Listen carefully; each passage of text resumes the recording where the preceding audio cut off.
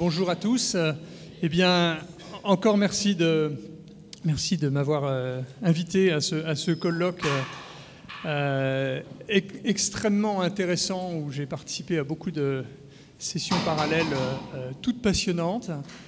Et donc, j'ai le plaisir de partager avec vous des intérêts de recherche en cours.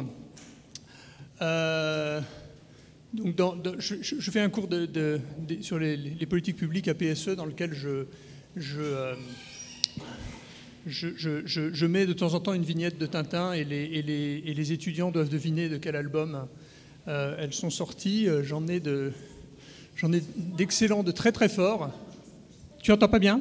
Pardon. Voilà. Donc je voulais savoir si quelqu'un savait de quel album est cette vignette. C'est important pour comprendre la suite. Non, pas le spectre d'Ortokar, non. Non, personne ne sait ? Oui, l'or noir, absolument. Tintin au pays de l'or noir, donc c'est Abdallah et le docteur Muller. Abdallah vient de se faire enlever par le docteur Muller. Et donc, plus sérieusement, donc je voudrais vous parler aujourd'hui poser aujourd'hui cette question, peut-on remplacer les parents ? Évidemment, je ne vais pas répondre à cette question. Il n'y a aucune chance, mais c'était pour stimuler votre curiosité. Mais je vais quand même essayer de faire des sondages à travers un certain nombre de recherches que j'ai menées qui donnent des éléments pour réfléchir à cette question générale qui me semble, en fait, je vais essayer de le motiver dans un instant, une question relativement importante quand on s'intéresse aux politiques éducatives. Alors, je commence par des choses extrêmement simples que tout le monde connaît, des faits stylisés mais vraiment très importants. Ce que vous avez ici, c'est pour les États-Unis une mesure de la mobilité ou plutôt de l'absence de mobilité sociale. Donc vous avez, c'est des données très très précises, des données fiscales américaines. Vous avez ici le rang des parents dans la distribution des revenus et ici le rang des enfants dans la distribution des revenus, le rang moyen. Donc si un parent est, pour les parents qui sont au 10e rang dans la distribution des revenus, voilà en moyenne, c'est vers 35, le rang de leurs enfants dans la distribution des revenus. Alors évidemment, il y a des effets de bord, ça commence à 30, ça finit pas à 100, mais vous voyez que la relation est extrêmement systématique, extrêmement forte, et que donc les parents que vous avez déterminent manifestement très puissamment votre destin économique ici et sans doute plus généralement social. Donc ce sont des choses qui sont tout à fait connues mais qui, je trouve, sont illustrées de façon forte dans des données comme celle-ci. Ceci a beaucoup à voir avec l'éducation. Comment dire ? L'éducation est à la fois sans doute une conséquence mais aussi une cause de cette relation. Et ici, ce que vous avez sur les mêmes données, oubliez la courbe et regardez la courbe droite. La courbe droite, c'est à nouveau par rang dans la distribution des revenus des parents américains, la proportion de leurs enfants qui font des études supérieures, college. Et donc là, vous voyez aussi que c'est extrêmement déterminé par le revenu des parents. On est un tout petit peu au-dessus de 20% pour les ménages les plus pauvres. On atteint presque 100% pour les ménages les plus riches. La relation est systématique, linéaire, vraiment très, très spectaculaire. Une autre représentation de ça, cette fois c'est tiré du papier de Carneiro-Ekman dans Economic Journal.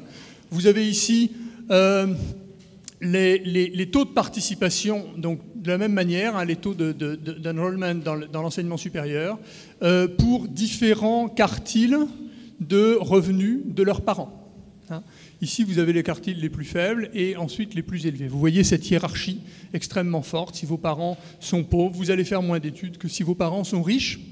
Et ce qui est intéressant dans cette figure, c'est que c'est quelque chose d'extrêmement stable dans le temps. Il y a un peu des fluctuations, mais enfin cette hiérarchie, elle est forte et elle évolue peu, même de façon relative. Donc voilà le fait stylisé qui est un fait stylisé majeur, je pense, pour les sociétés, certainement les sociétés développées, des économies développées dont je vais parler ici, et sur lequel je pense qu'il est intéressant de réfléchir. Alors, ces faits-là, et notamment ce lien entre l'éducation des enfants, donc ce que j'ai appelé les inégalités d'éducation, l'éducation des enfants et puis leur origine sociale, comment les économistes interprètent cette relation? Ben, le cadre le plus standard, autour duquel on tourne toujours quand même plus ou moins, c'est le modèle de Becker et Tobes, qui a plusieurs versions. J'ai plutôt en tête la version de 86 qui est plus claire. Essentiellement, les idées sont assez simples. C'est les parents font face à une technologie de formation du capital humain de leurs enfants, dans laquelle il y a une part, ce qu'ils appellent des endowments. Donc on va discuter un peu justement, ça va être le sujet peut-être, on peut le penser comme ça, de ce que je vais vous présenter. Il y a des endowments, un potentiel d'apprentissage et un potentiel de productivité sur le marché du travail que l'on hérite partiellement de ses parents. Et c'est quelque chose de relativement mécanique, pas déterministe, mais relativement mécanique. Et puis ensuite, on fait des choix. Il n'y a pas de choix dans cette partie endowment. Puis ensuite, on fait des choix optimaux, peut-être, de dépenses d'éducation. On va dépenser de l'argent pour l'éducation de ses enfants. Voilà un peu le modèle, et ces deux choses-là rentrent dans la production de capital humain. Si vous dépensez plus d'argent, vous allez produire plus de capital humain pour vos enfants. Et de la même manière, si vos enfants héritent de davantage d'endowments, ce qui arrive si vous-même vous en avez davantage, vos enfants vont aussi acquérir plus de capital humain. Et ce modèle, il a un certain nombre d'implications assez simples finalement, mais assez importantes. D'une part, c'est que si les marchés financiers sont parfaits, eh bien, le revenu des parents ne joue aucun rôle dans cette histoire. Et toute la transmission intergénérationnelle de l'éducation est liée à la transmission mécanique de l'endowment. Mes parents sont plus éduqués, plus cultivés, plus ceci, plus cela, je le suis aussi. Et ça va m'aider à acquérir plus d'éducation. Et le revenu en lui-même ne joue aucun rôle. Si les marchés financiers sont imparfaits, il y a un argument supplémentaire de contrainte de liquidité qui va faire qu'en outre, le fait que les gens soient plus riches en soi va induire plus de dépenses d'éducation et donc sans doute plus de capital humain pour les enfants. Alors, ce qui est intéressant dans ce modèle, c'est un cadre général, mais évidemment, cette histoire de endowment est complètement une boîte noire. Et il y a une grande partie de la littérature, depuis un moment, qui a cherché à s'intéresser de façon beaucoup plus détaillée à cette boîte noire, à essayer de comprendre un petit peu ce qui se passe. Alors, une façon de le représenter, et ce que je voudrais discuter aujourd'hui, ce serait de voir les choses comme ça. Voilà ma fonction de production de capital humain de mes enfants. Donc H, c'est leur quantité de capital humain qui va avoir de la valeur sur le marché du travail, typiquement, ou qui a d'autres valeurs aussi. Et puis, il y a une technologie dont je voudrais parler un peu. Et dans cette technologie, il y a de la dépense privée d'éducation. Il y a je dépense de l'argent, je paye des frais de scolarité, j'achète des livres, des cours particuliers, etc. Il y a tout un tas de façons de dépenser de l'argent. Et puis, j'ai un capital humain parental au sens fort de capital humain. Je vais y revenir, mes parents sont plus éduqués, ils savent plus de choses, ils me transmettent des connaissances, etc. Il y a une dépense publique d'éducation. Il y a des écoles, plus ou moins bien, qui fonctionnent plus ou moins bien. Et puis, c'est ce paramètre ici qui va m'intéresser, que j'ai appelé A ici, qui est une sorte de soft skill des parents, qui est leur effort, leur engagement, quelque chose qui ne nécessite pas particulièrement de capital humain, mais plutôt une attitude. Et je vais vous donner des exemples dans un instant pour essayer de vous convaincre que ce paramètre-là peut-être est important. Et puis vous allez avoir un revenu, et donc ensuite, là j'ai écrit, ça n'a pas beaucoup d'importance ici, mais pour fixer les idées, et les parents vont avoir une fonction d'utilité dans laquelle ils vont donner de la valeur au capital humain de leurs enfants, mais aussi à la consommation de la famille, qui est ce revenu moins ce qu'on dépense dans leur éducation, et puis qui peut être paramétré par leur niveau d'engagement et par leur capital humain eux-mêmes, et puis les parents vont maximiser ça. Mais ce n'est pas vraiment ça qui m'intéresse. Ce qui m'intéresse ici, ce serait de parler un petit peu de cette technologie. Alors, qu'est-ce qu'on sait dans la littérature sur cette technologie? Ah oui, dernier point avant. Tous les travaux d'Ekman sur la petite enfance, essentiellement, consistent à avoir des versions dynamiques de cette technologie d'apprentissage, à ouvrir cette blague noire de Becker et Tobes, mais en s'intéressant surtout à l'aspect dynamique. Comment est-ce que des investissements que je fais à un certain moment augmentent la productivité des investissements futurs, et tout un tas de complémentarités dans les dimensions cognitives et non cognitives, mais aussi dans les dimensions temporelles.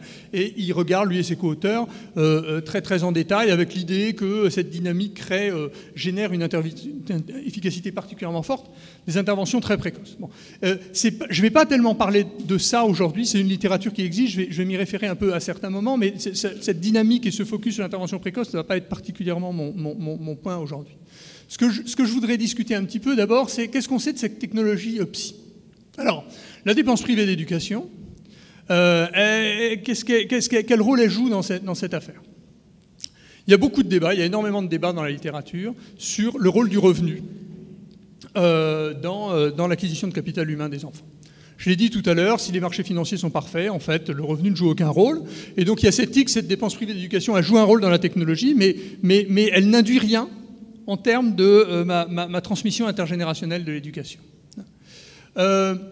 Ekman a un argument là-dessus qui consiste à dire, au fond, c'est pas la contrainte de liquidité qui joue. Si les plus pauvres les enfants des plus pauvres ont moins de capital humain, c'est essentiellement quelque chose qui transite par les endowments plus faibles des plus pauvres, et il regarde assez en détail comment cette transmission se fait. Mais il y a aussi toute une littérature qui démontre qu'il y a des effets de la pauvreté monétaire en tant que telle. Donc le fait d'être pauvre, ça va jouer un rôle, et pas seulement à travers le fait que, étant plus pauvre, on a aussi soi-même moins de capital humain, et donc moins de capital humain à transmettre à ses enfants. Hein, je vous donne un exemple très rapidement, c'est un papier de Dahl et Lochner que je trouve très très intéressant. Ils utilisent une expérience naturelle, qui sont les variations, vous voyez ici les variations de l'EITC, donc un peu l'équivalent du RSA activité aux États-Unis.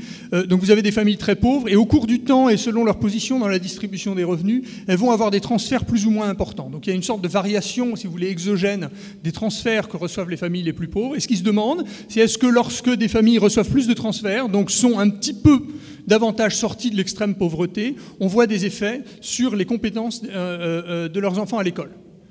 Et la réponse qui est assez spectaculaire est oui. La seule chose qui va distinguer les familles dans ce tableau, c'est qu'elles ont plus ou moins de transferts monétaires, mais leur capital culturel, social, les choses qu'elles ont à transmettre à leurs enfants ne bougent pas. Et pourtant, on a des effets, vous voyez, qui sont extrêmement significatifs et d'un ordre de grandeur relativement élevé, 5 à 6% d'un écart type du score, qui sont liés uniquement aux variations des revenus parmi les plus pauvres. Donc probablement, le revenu joue un rôle dans cette histoire en tant que tel. On ne peut pas l'écarter complètement. Le capital humain des parents, donc ici, j'ai envie de faire un peu une distinction entre ce cas, ici, vous pouvez aider votre enfant en maths, vous avez un vocabulaire riche, il y a des choses que vous avez acquises, parce que vous avez été vous-même beaucoup à l'école, qui vont aider vos enfants à réussir à l'école. Probablement, ça joue un rôle. Je ne crois pas qu'il y ait beaucoup de littérature qui nous dise des choses précises, qui nous démontrent le rôle que ça peut jouer. Je ne suis pas sûr que ce soit très intéressant, au fond, si on a une perspective un tout petit peu de politique publique, parce que c'est quelque chose qui est extrêmement difficile à manipuler. On ne va pas renvoyer les parents à l'école pour qu'ils soient meilleurs en maths et qu'ils puissent aider leurs enfants à faire les exos de maths, ou pour qu'ils sachent mieux lire et qu'ils puissent aider leurs enfants à lire. Donc je ne suis pas sûr que ce soit un candidat de premier ordre, ça pourrait l'être, mais un candidat de premier ordre en termes de politique publique. La dépense publique d'éducation, c'est un autre paramètre. Il y a beaucoup de débats là-dessus aussi. Il y a eu beaucoup de débats, notamment dans la suite du rapport Coleman aux États-Unis, dans les années 60. Coleman est un sociologue, et avec une équipe, ils ont fait un rapport dont la lecture générale est qu'ils avaient tendance à trouver que les ressources des écoles comptaient assez peu dans le destin des enfants. Ce qui comptait, c'était vraiment leur origine sociale. Ce qui démoralisait un petit peu les gens qui voulaient avoir des politiques scolaires volontaristes, parce qu'on pouvait avoir l'impression qu'il n'y avait pas grand-chose à faire de ce côté-là et que tout était déterminé socialement. Alors je pense que la littérature aujourd'hui nous dit des choses beaucoup plus nuancées là-dessus. Évidemment, c'était il y a très longtemps. Il y a beaucoup de choses qui relèvent des politiques scolaires et de la dépense d'éducation en partie. On sait que la taille des classes, ça a des effets. Il y a une littérature récente sur le tutoring en face à face. Les effets maîtres jouent un rôle très important dans les réussites scolaires. Il y a toute une littérature sur l'effet positif des charter schools. Donc contrairement à ce que une partie de la littérature a longtemps soutenu, je pense qu'il y a certainement des marges importantes en matière de politique scolaire. Mais parmi tous ces ingrédients, celui dont je voudrais parler un petit peu plus maintenant, c'est ce que j'ai appelé cette sorte de soft skill que j'ai envie de penser comme quelque chose qui n'est pas très bien défini au fond, hein, mais qui est une variable d'attitude, d'attention, d'implication, de temps, d'engagement des parents. Le point important, c'est que c'est le genre de variable qui probablement est accessible potentiellement à n'importe quel parent. Ce sont des choses que n'importe quel parent pourrait faire et qu'ils ne font pas nécessairement pour des raisons qui ne sont pas très bien comprises, et justement, c'est un petit peu le sujet ici. Pour des raisons qui sont que ça demande peut-être un effort, il y a un coût d'opportunité parce que c'est du temps, ou tout simplement parce qu'ils ne savent pas vraiment que c'est quelque chose d'utile pour l'enfant, que ça rentre dans cette fonction de production et qu'ils n'en tiennent pas compte. Et le point important pour les politiques publiques, c'est que c'est peut-être quelque chose qui est d'un ordre par rapport au niveau d'éducation des parents, qui est manipulable. Et donc une question importante, je pense, c'est est-ce que ce petit A joue vraiment un rôle dans cette technologie de production du capital humain? Je vais vous montrer dans un instant qu'il est manifestement très mal distribué à travers les origines sociales des parents. Est-ce qu'il joue un rôle dans cette fonction de production du capital humain? Et est-ce qu'on peut l'influencer de façon relativement efficace? Alors, je ne vais pas rentrer dans des distinctions subtiles, qui vont être, est-ce qu'il peut y avoir une préférence pour A, ou il peut y avoir un manque d'informations sur le manque de A. On sait, il y a un papier de Minsky là-dessus, que c'est extrêmement difficile d'identifier séparément ces deux paramètres. Je ne vais pas forcément chercher à rentrer là-dedans. Il y a un exemple, par exemple, il y a un papier dans le NBER relativement récent, où il montre qu'ils essayent de mesurer justement la croyance que les mères ont sur l'utilité pour le développement de leur enfant de consacrer du temps avec leur enfant, de faire ce type d'investissement. Et ils voient qu'il y a un gradient social de cette croyance. Donc ça plaide pour l'idée qu'il y a un manque d'information sur le rôle que cette technologie, que cet input dans la fonction de production du capital humain des enfants pourrait jouer, mais encore une fois, on pourrait aussi faire changer les préférences des gens. L'interprétation, il peut y avoir plusieurs interprétations. Alors, je vais vous donner 3 exemples de ce paramètre A, dont le premier, je pense, est un exemple tout à fait classique dans la littérature de psychologie, et c'est un exemple très frappant. C'est un papier de Hart et Risley. Ils ont fait quelque chose d'absolument impressionnant. Ils ont été observer en détail les interactions entre les parents et les enfants dans un ensemble de familles américaines, pas tant que ça finalement, une quarantaine, mais c'est quand même pas mal. Et donc c'est un travail vraiment très très détaillé de prise de notes systématiques, de mesures systématiques de ce qui se passe dans les familles. Et donc ils peuvent raconter des histoires très précises. Et notamment, ils observent quelque chose de très spectaculaire, qu'on peut imaginer, mais qu'il fallait quantifier de façon rigoureuse. Vous regardez les enfants à 3 ans, et ils distinguent les enfants des cols blancs, professionals, je crois que c'est ça leur catégorie, et les enfants d'autres catégories, mais celle qui est à l'autre bout, c'est les parents qui sont au welfare. À 3 ans, les enfants de col blanc ont entendu 40 millions de mots, ça veut dire qu'on leur a parlé beaucoup. Les enfants de familles qui sont au welfare ont entendu 10 millions de mots. 4 fois moins de mots. On leur parle 4 fois moins dans les familles au welfare que dans les familles favorisées. Ça, c'est une soft skill. Tout le monde peut parler à ses enfants. Simplement, certains le font et d'autres ne le font pas. Donc mon petit A, ici, une variante de mon petit A, c'est je parle à mes enfants. Et une spéculation, c'est pas démontré dans ce papier parce que tout ce qu'ils ont est complètement corrélationnel, mais une spéculation, c'est que ça a à voir avec la capacité des enfants à parler, à avoir un vocabulaire riche, et que ça enclenche toutes sortes de choses sur les apprentissages futurs à l'école et l'échec scolaire, etc. Ils ont des arguments là-dessus. Donc voilà un exemple de A, et ça peut être plus subtil. Ils ont aussi mesuré la nature de ce qu'on dit aux enfants. Et ils ont fait cette distinction entre des propos tenus aux enfants qui sont de l'ordre de l'encouragement et des propos qui sont de l'ordre d'interdiction. Les enfants des familles défavorisées, les parents des familles défavorisées, quand ils parlent à leurs enfants, c'est plus souvent pour leur interdire des choses. Et chez l'école blanche, c'est plus souvent pour les encourager à faire des choses. Il y a une littérature psychologique que je ne connais pas, donc je ne vais pas en parler plus que ça, mais qui relie ces choses-là avec des aspects de développement des enfants. En tout cas, c'est pour dire qu'à nouveau, il y a ici un petit tas qui sont des choses très subtiles, qui sont dans le quotidien des familles, et sur lesquels il y a un gradient social manifestement très très fort. On ne sait pas très bien quel rôle ça joue sur le potentiel de développement de capital humain des enfants, mais il est possible que ça joue un rôle très important. Et vous voyez que ça, ce sont des soft skills, et sur lesquels on se dit peut-être on pourrait agir, peut-être pas, peut-être que c'est compliqué. C'est la question dont je voudrais discuter.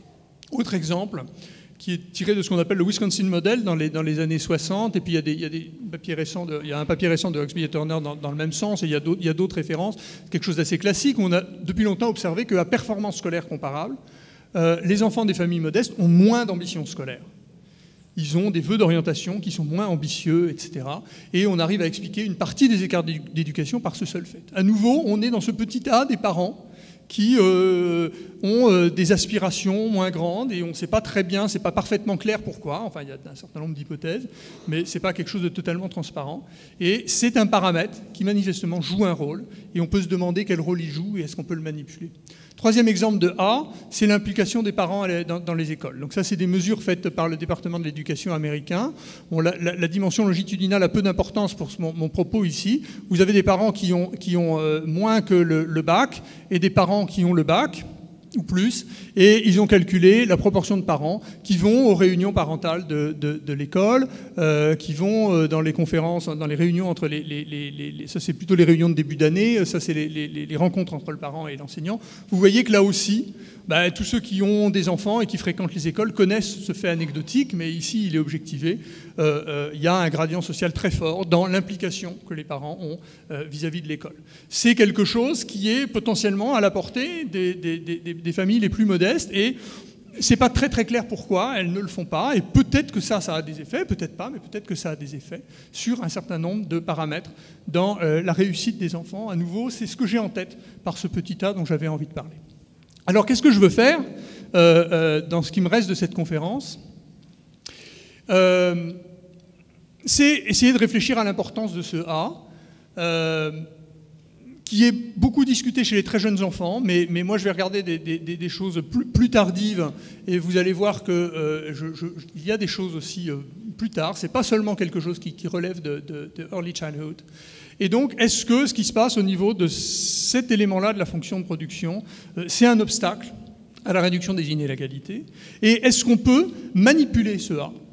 D'accord. Et si on peut le manipuler, est-ce qu'on gagne vraiment beaucoup ou est-ce qu'on se donne énormément de mal pour finalement des gains extrêmement faibles? Ou bien, est-ce qu'en fait, c'est très difficile d'agir sur les parents? Et même si c'est des soft skills, même si il ne s'agit pas de donner plus d'éducation à des parents, ce qui est très coûteux, très compliqué, etc., c'est très difficile d'agir sur les parents. C'est très difficile de les atteindre, de leur parler, d'avoir leur temps et leur oreille. C'est ce que je vais appeler le take-up des programmes qu'on va proposer aux parents. C'est peut-être très difficile de changer leurs préférences ou de changer les a priori qu'ils ont sur la technologie et l'utilité qu'il y a pour leurs enfants de faire ceci ou cela. Et donc, je trouve que c'est une question très ouverte. On se dit, oui, les parents, ok, on va changer leur façon de faire, puisqu'on voit bien qu'il se passe des choses très différentes dans les familles et que ça joue peut-être un rôle. Ah oui, mais c'est peut-être très très compliqué et peut-être qu'en fait, on ne sait pas faire.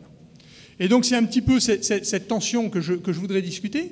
Mais du coup, si on est pessimiste, on prend un autre chemin. Et cet autre chemin, c'est de regarder l'école pour ce qu'elle est, au fond, une substitution du temps familial au temps scolaire. Enfin, du temps familial, substitution du temps scolaire au temps familial. D'accord ? Comme si, au fond, au lieu de changer les parents, on va les remplacer. Et finalement, l'école, c'est ça, d'une certaine manière. Les parents ne sont pas capables d'apprendre les maths à leurs enfants, on va le faire à leur place. Et on peut penser l'école comme cette substitution.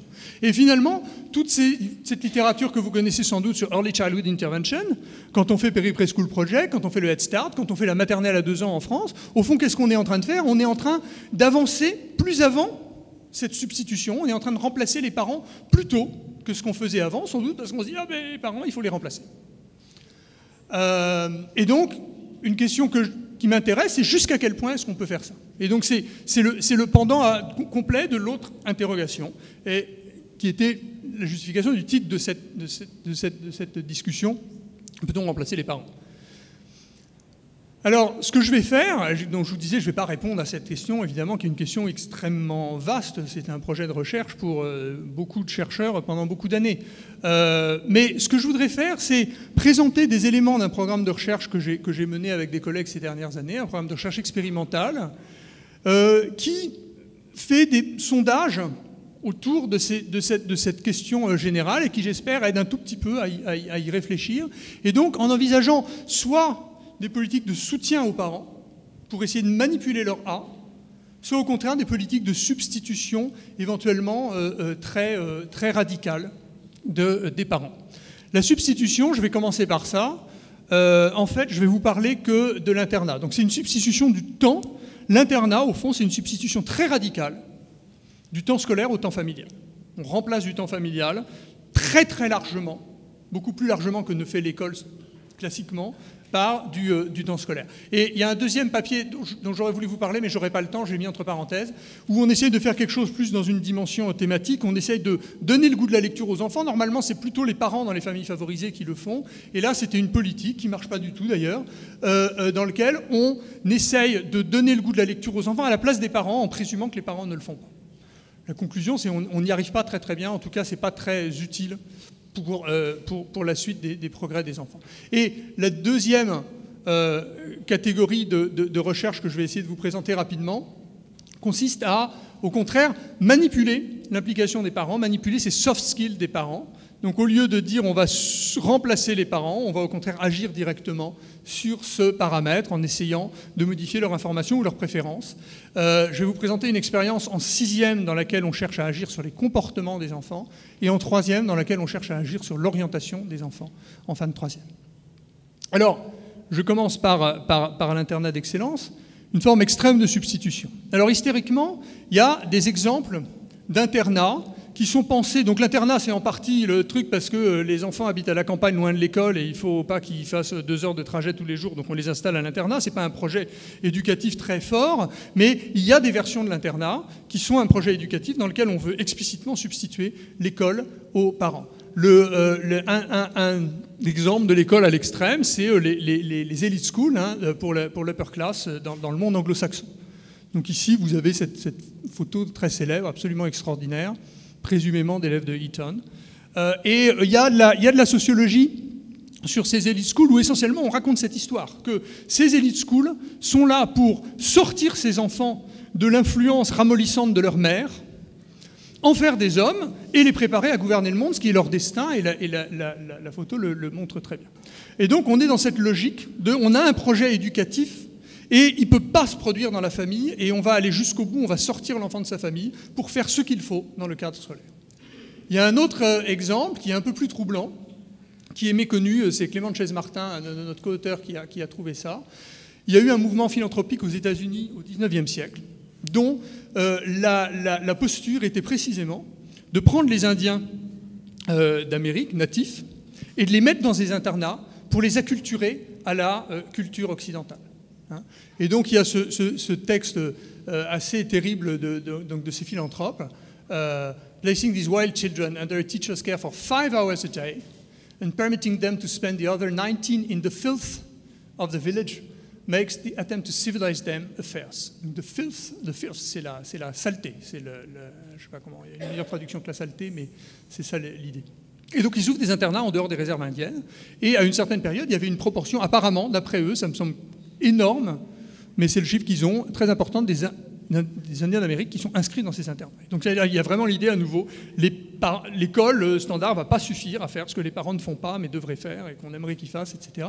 Donc là, vous avez la photo d'un Indien acculturé, après son passage par l'internat. Et donc, aujourd'hui, on a un renouveau de ce type de conception de l'internat. Et donc il y a 2 exemples que nous connaissons, qui sont des internats qui s'appellent SEED aux États-Unis, pour les élèves noirs, pauvres, avec l'objectif de réduire le gap racial entre ces élèves. On les prend dans des internats. Et il y a ce dont je vais parler, les internats d'excellence en France, qui ont ouvert entre 2009 et 2013, qui visent des élèves moyens des quartiers défavorisés, avec cette idée que leur environnement familial est peu propice à la réussite scolaire et que si on veut vraiment les aider, il faut les prendre à temps plein dans le cadre scolaire et aller au bout de leur éducation. Et donc, c'est une expérience de la substitution extrême, du remplacement extrême des parents par l'institution scolaire. Et c'est pour ça qu'elle m'intéresse par son côté un petit peu, on va un peu au bout de ce qu'on peut imaginer. Alors, on a fait avec des collègues l'évaluation de l'internat de Sourdin, qui est le premier, qui a ouvert en 2009. Donc, ils visent des élèves plutôt sans difficulté scolaire particulière, mais issus de familles très modestes. Donc là, je vous donne quelques chiffres. Beaucoup d'enfants dont les parents sont chômeurs, ouvriers, employés, beaucoup d'enfants dans les familles desquelles on parle une langue étrangère, beaucoup de boursiers. Donc on est sur cette cible de population relativement défavorisée, mais pas forcément en difficulté scolaire très forte. C'est un internat pour le collège et le lycée. Les enfants sont dans l'internat du lundi au vendredi. En fait, ils rentrent chez eux le week-end. Alors voilà à quoi ça ressemble. En fait, c'est une ancienne caserne au milieu de nulle part, dans le 77. Ce n'est pas extrêmement riant, qui a été réaménagé donc en internat. Et vous voyez, il se passe quelque chose d'unique dans le système scolaire public français. Les élèves portent des uniformes. Non, c'est pas complètement unique. Alors on me dit que, je sais pas quoi, non, la Légion d'honneur, c'est un lycée public, mais c'est quand même très particulier. C'est une ambiance assez particulière dans laquelle on projette ces enfants des quartiers défavorisés, volontaires pour participer à l'exercice.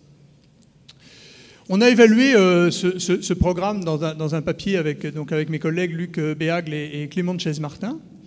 On a utilisé les cohortes entrées en 2009 et 2010. Dans ces 2 années, il y avait un excès de candidatures très important pour avoir une place à l'internat. Et on en a profité pour tirer au sort l'accès à l'internat. Donc, il y a plein de candidats, il y a une commission qui vérifie que les dossiers sont bien dans la cible du programme, on élimine tous les autres, on prend ces dossiers et on randomise l'ordre de la file d'attente des élèves. Donc, les premiers, jusqu'au nombre de places disponibles, on leur propose, et puis si quelqu'un refuse, on redescend dans la file d'attente, et l'ordre étant randomisé, on a un échantillon traité et un échantillon de contrôle qui sont absolument comparables ex ante, et donc on peut faire l'évaluation de l'impact du programme de façon extrêmement simple. On suit ces élèves, c'était un travail absolument énorme et qui a réussi essentiellement grâce à l'engagement extraordinaire des assistants de recherche qui ont travaillé sur ce projet. On suit tous ces enfants, donc vous voyez, on a à peu près 400 enfants, dont un peu plus de 200 rentrent dans l'internat. Sont dans le groupe de traitement. On les interroge, on leur fait passer des tests en maths et en français et des questionnaires et des tests non cognitifs à la fin de la première année, puis à la fin de la 2e année. Et on les suit tous, non seulement ceux qui sont dans l'internat, mais les autres. Et les autres, ils sont partout. Et on va les chercher un à un. Donc on a fait passer les tests dans 169 établissements différents pour aller chercher chaque élève, y compris les témoins, et donc on a des taux de réponse de supérieurs à 90%. On a un très très bon taux de réponse, balancé entre le traitement et le contrôle, etc. Donc de ce point de vue-là, je pense qu'on a des données qui sont assez convenables. Alors, qu'est-ce que c'est que Sourdin? Mais d'abord, donc là, je vais comparer les gens qui sont à Sourdin et puis les enfants qui étaient aussi candidats, mais qui de façon aléatoire se sont trouvés ailleurs qu'à Sourdin, ce qui est le contrefactuel pour les enfants de Sourdin. Ce qui serait arrivé aux enfants qui sont à Sourdin s'ils n'avaient pas été à Sourdin. Et ici, on caractérise l'ambiance dans l'établissement. Donc, on a interrogé les enfants sur un certain nombre de paramètres. Ici, je vous montre des scores et puis je vous montre un exemple. Donc, c'est des scores, c'est des agrégations de questions sur un même thème. Je vous montre l'exemple de une des questions. Hein. Donc, par exemple, là, l'enfant répond « il y a du bruit et du chahut ». D'accord ? Et il y a plein de questions comme ça, et avec ça, on fait un score de disruption, un score de chahut. Alors, vous voyez, il y a un effet négatif, ça s'interprète en pourcentage d'écart type, en proportion d'écart type, donc c'est énorme, 60% d'un écart type. À Sourdin, l'ambiance de travail est très différente, elle est beaucoup plus favorable. Les élèves estiment que les enseignants sont beaucoup plus engagés dans leur travail avec eux. Vous voyez, 130% d'un écart type, on ne trouve jamais ça, sauf un peu en psychologie dans certains cas. Les relations entre l'enseignant et les élèves, plus un écart type. Il y a des différences colossales de ce qui se passe à Sourdin et ce qui se passe ailleurs. Donc des conditions de travail plus propices et en même temps des conditions de vie pour les enfants qui sont pas si simples que ça, extrêmement contrôlées. Ils doivent passer du temps dans la salle d'études. On contrôle énormément les téléphones portables, la vidéo, la télé, etc. Je ne vous ai pas mis tous les chiffres. On voit des relations plus difficiles avec les surveillants. Ils ont un régime de notation. On leur donne des notes, on sac. Beaucoup plus que dans le contrefactuel, etc. Donc c'est aussi une atmosphère qui est plus favorable et en même temps plus dure. pour ces enfants et ça va être important pour la suite. Alors qu'est-ce qu'on trouve comme impact de ce programme? Eh bien, là, je ne vais pas vous présenter les chiffres exacts, mais je vous le dis comme ça. C'est un late, hein, donc essentiellement on compare les traités et les contrôles en faisant des variables instrumentales par le rang dans le classement aléatoire qu'on a créé. Au bout de la première année passée à Sourdin, absolument aucun effet sur les compétences scolaires en maths et en français. Hein, c'est important. Et on va trouver un effet en mathématiques, uniquement en mathématiques. Alors pourquoi uniquement en mathématiques? Je ne vais pas le développer, ça se comprend assez bien au vu de la littérature. C'est très classique que les politiques scolaires aient beaucoup plus d'effets en maths qu'en français ou en anglais. Donc ce n'est pas particulièrement inquiétant ou problématique. On va trouver un effet en mathématiques très substantiel. 40% d'un écart type, c'est beaucoup.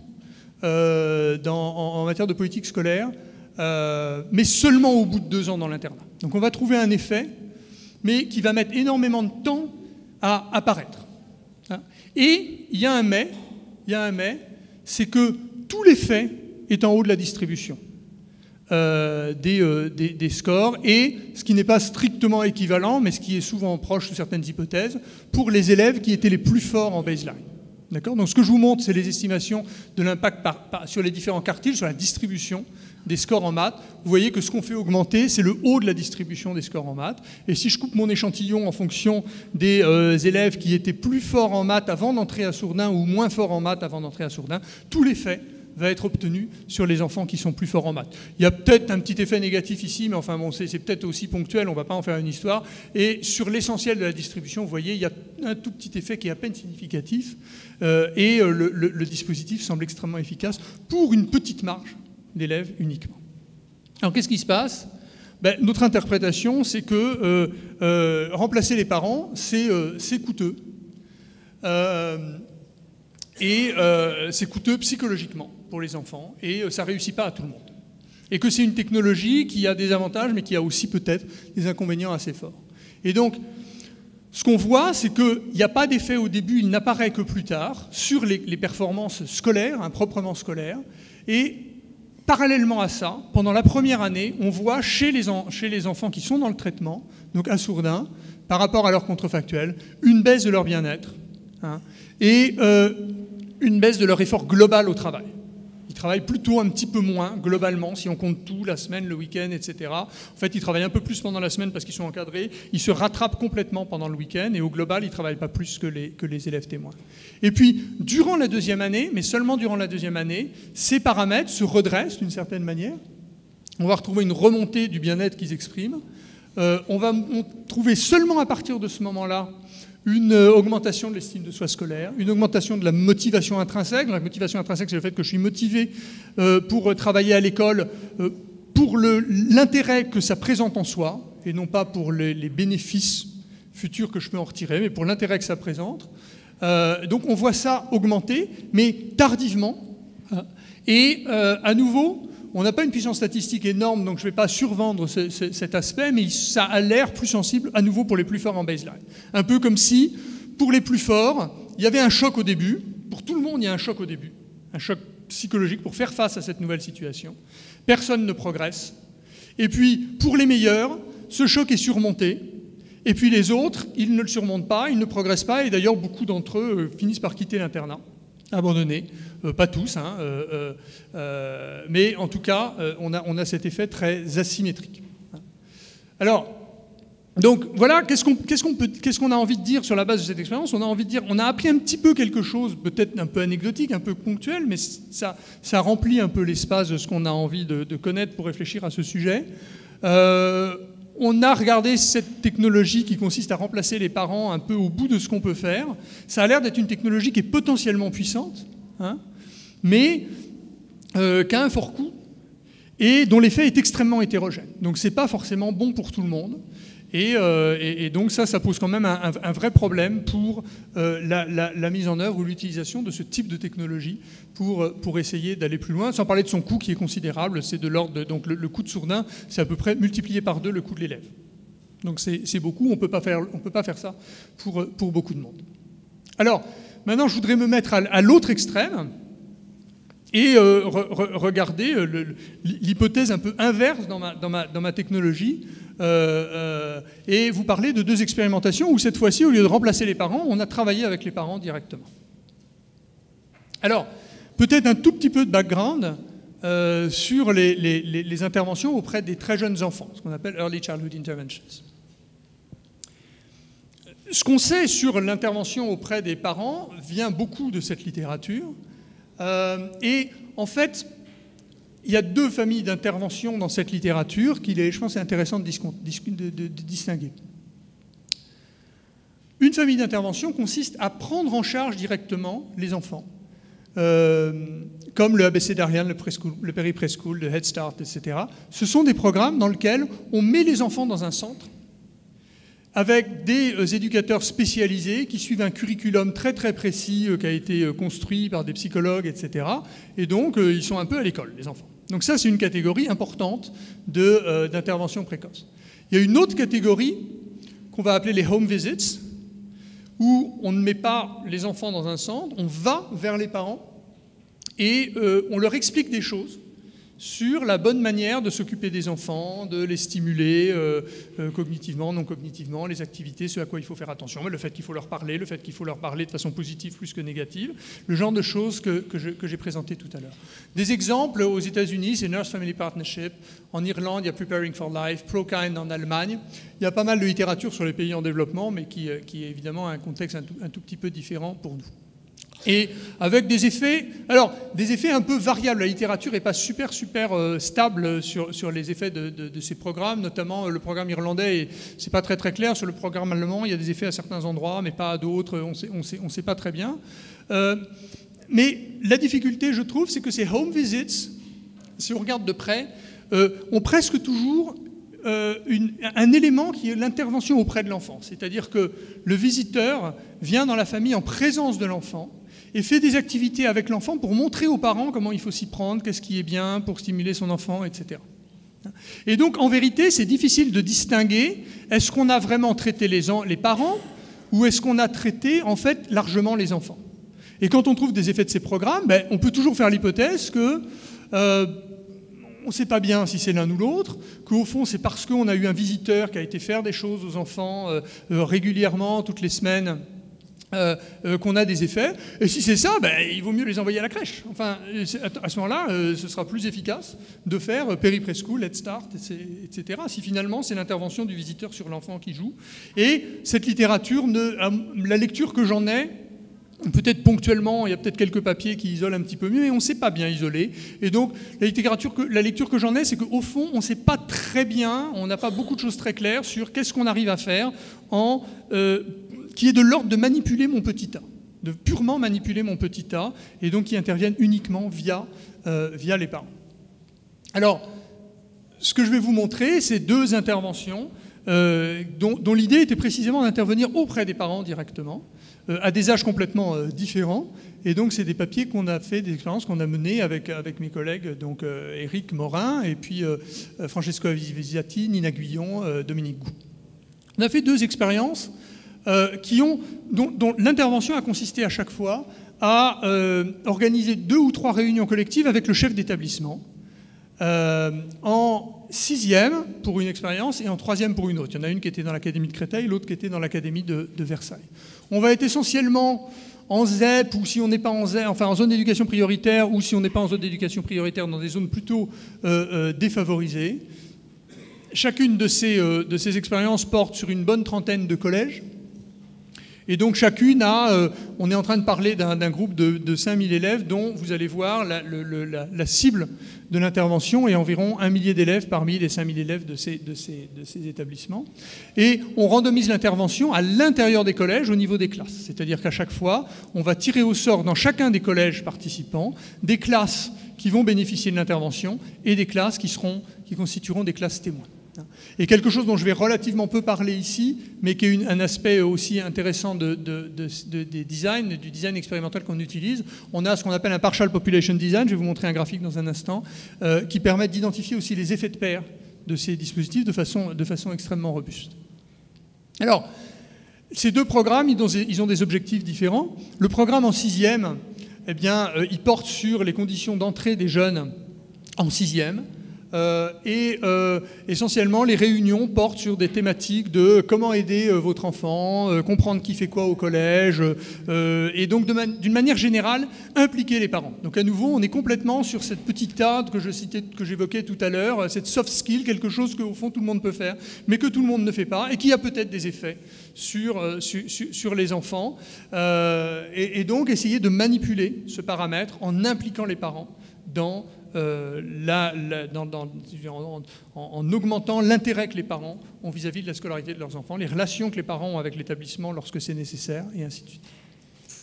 Et donc le design va consister à identifier d'abord les familles qui sont volontaires, qui seraient volontaires pour participer à ce programme, pour venir à ces réunions. Et ensuite, une fois qu'on a identifié ces familles volontaires, on randomise les classes, donc on les identifie partout dans le collège, et on tire au sort les classes qui vont participer au programme. En classe de 3e, la question est différente, c'est celle de l'orientation après le collège. Et donc, on va avoir des réunions qui vont porter sur l'explication des règles d'orientation, des options qui se présentent, et aussi beaucoup sur l'adéquation entre le projet scolaire de l'enfant et son potentiel scolaire, sa capacité à réussir dans telle ou telle filière. Donc c'est quelque chose. Ce sont toujours des réunions collectives, mais avec un petit nombre de parents, et donc ce sont des choses aussi qui sont relativement individualisées. Et ici, le design est un design un peu différent, les parents ne sont pas volontaires. Le principal du collège identifie les enfants dont il estime qu'ils sont à risque de décrochage. Et une fois que cette identification est faite, on tire au sort les classes qui vont être dans le traitement et celles qui seront dans le contrôle. Alors, voilà une représentation du design de 6e. Donc, vous voyez, on identifie les volontaires pour participer au programme dans un premier temps. Et donc il y a aussi des non-volontaires, c'est tous ceux qui ont dit que ça ne les intéressait pas. Et ensuite, on tire au sort des classes. Donc ici, vous avez une classe test, et ici, vous avez une classe contrôle. Et dans la classe test, il y a des volontaires et des non-volontaires. Et dans la classe contrôle aussi. Ce qui est important, c'est que comme on a identifié les volontaires avant de tirer au sort, donc avant que les gens sachent s'ils seraient dans une classe test ou témoin, les populations qui sont ici de volontaires et qui sont ici de volontaires sont parfaitement comparables. C'est ça qu'on appelle un partial population design. Et donc on peut faire deux choses. Je vais surtout vous parler de celle-là ici. On peut comparer les volontaires des classes test et témoins. La différence entre les deux, c'est que ceux-là ont participé aux réunions qui sont l'intervention. On peut faire aussi autre chose, c'est qu'on peut comparer les non-volontaires des classes test et témoins. Ils se ressemblent aussi, ex ante, d'accord ? Il y a une différence, c'est que s'il y a des effets de pair, ceux-là sont influencés par leurs camarades traités. Ceux-là, pas du tout, ou beaucoup moins, parce qu'ils sont dans d'autres classes.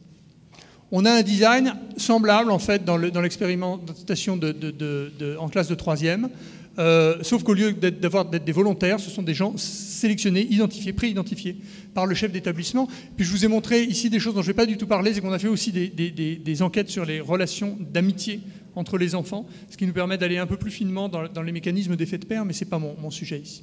Alors, l'expérimentation en 6e, première chose que vous voyez, on parle de volontaires, de gens qui ont dit « oui, moi, ça m'intéresse de participer à ces réunions ».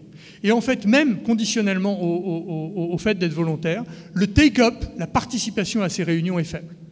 50% des volontaires vont au premier débat, 12% vont aux 2 débats, d'accord, aux deux réunions, d'accord, donc le take-up est faible. Ça nous raconte une histoire, c'est ce qu'on craignait.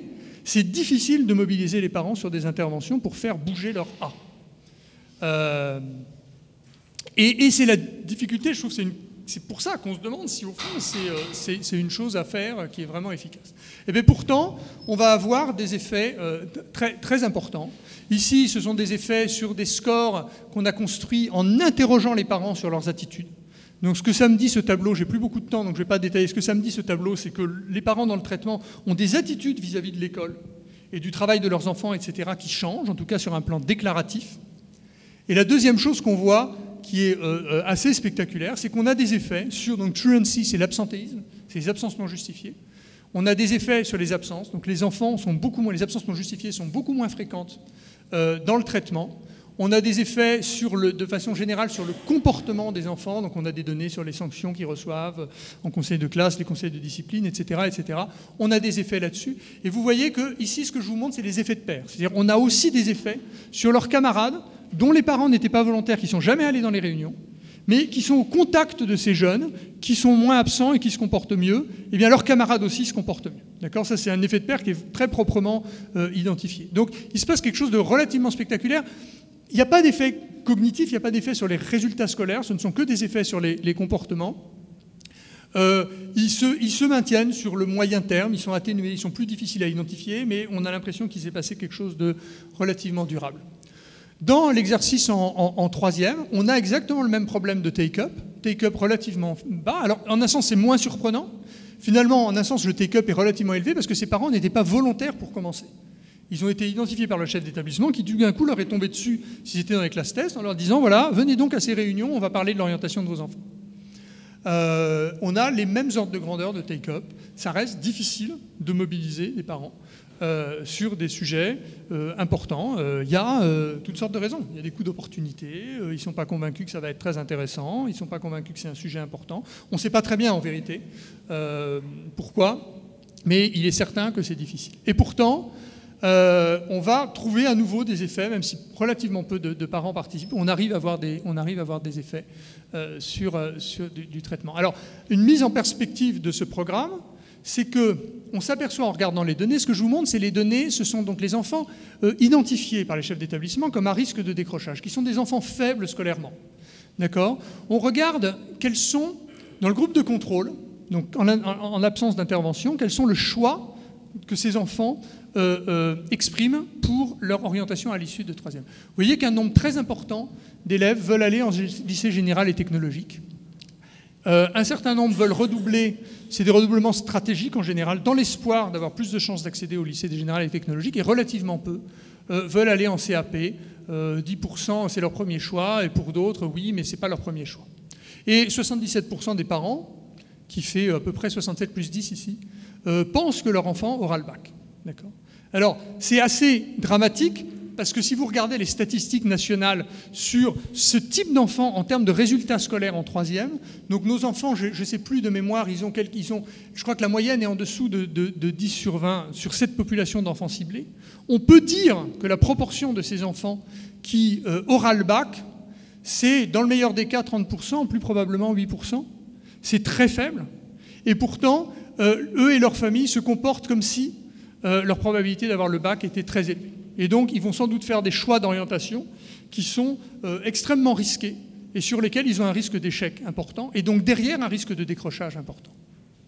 Ce que fait le programme, c'est qu'en parlant avec les parents, en leur expliquant les enjeux, en leur expliquant le fonctionnement, mais aussi en leur faisant réfléchir sur l'adéquation entre le projet de l'enfant et ses résultats scolaires, sur ce que ça veut dire de faire un CAP, ce que ça veut dire de faire un lycée professionnel en termes d'épanouissement, de chances d'accès à l'emploi, de chances de réussite, etc. On arrive à modifier de façon qui peut vous sembler marginale, mais finalement relativement important, un certain nombre de paramètres. Donc on va avoir des enfants qui vont moins souvent demander à redoubler ou faire appel de la décision du conseil de classe, et qui vont nettement plus souvent être prêts à aller en CAP dans le choix qu'ils font dans AFELNet pour leur orientation. Et on retrouve la même chose chez les parents qui sont moins nombreux, pas tant que ça, mais quand même moins nombreux à penser que leur enfant aura le bac et donc qui sont en train d'envisager une autre orientation pour leurs enfants. Alors est-ce que c'est bien ou est-ce que c'est pas bien ? Eh bien on va regarder les enfants 1 an puis 2 ans, je vous montre 2 ans après le programme, qu'est-ce qui leur est arrivé ? Qu'est-ce qui s'est passé ? Est-ce qu'on leur a fait faire fausse route ou pas ? On a l'impression que non. Plus 4 points de pourcentage ont achevé leur première année, donc ils sont allés, pour ceux qui ont été influencés par le programme, plus souvent en CAP. Eh bien, ils n'ont pas abandonné le CAP, ils n'ont pas redoublé le CAP, ils ont réussi en CAP. D'accord ? Et donc ils vont être plus souvent en CAP en ayant réussi. Ils vont être plus souvent en apprentissage. D'accord ? Donc CAP plus apprentissage sont des choses un petit peu liées, enseignement professionnel court, dans lequel ils ont sans doute plus de chances de réussir. Et surtout, ce qui nous intéresse énormément, le décrochage a baissé de 5 points sur une base qui est de 20% dans cette population. Moins 5%, c'est énorme. Je ne pense pas qu'on ait une seule politique qui soit susceptible de faire baisser le décrochage dans des proportions telles que 3 réunions avec les parents. Et donc, une partie de ce décrochage Donc on est au bout de 2 ans, donc une partie du décrochage a eu lieu à l'issue de la 3e, une partie l'année suivante. Donc vous voyez, on avait cet effet, on avait déjà 4 points dès l'issue de la 3e. Et ce qu'on a fait, c'est qu'on a évité des redoublements en 3e. On sait que les redoublements, on va en parler tout à l'heure, ne servent à rien. Que les élèves qui redoublent leur 3e à l'issue de leur 3e n'ont pas plus de chances d'avoir un niveau scolaire qui leur permet d'accéder à la seconde générale et professionnelle. Donc, qu'est-ce qu'ils font? Ils décrochent. D'accord? Et donc ce qu'on a évité au fond en évitant des redoublements en 3e, c'est à terme des décrochages. Et qu'est-ce qu'on a fait à la place de ça? Manifestement, on les a envoyés vers des formations professionnelles courtes dans lesquelles ils se sont insérés et ils ont réussi.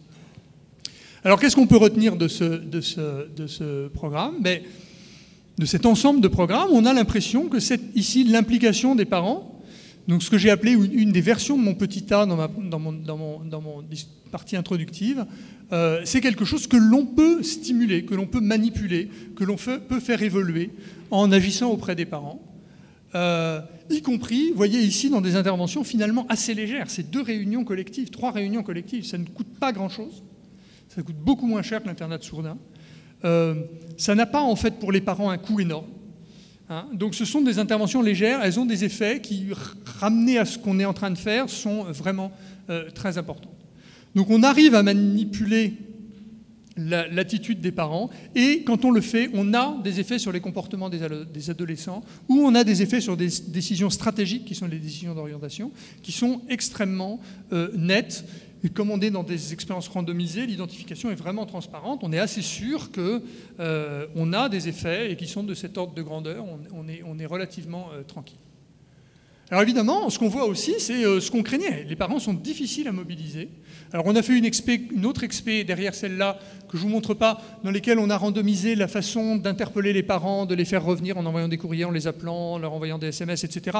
On a des petites marges là-dessus, mais qui sont pas énormes. On a quand même du mal à faire changer beaucoup les paramètres de la participation des parents à ce genre d'intervention, donc ça c'est un vrai sujet.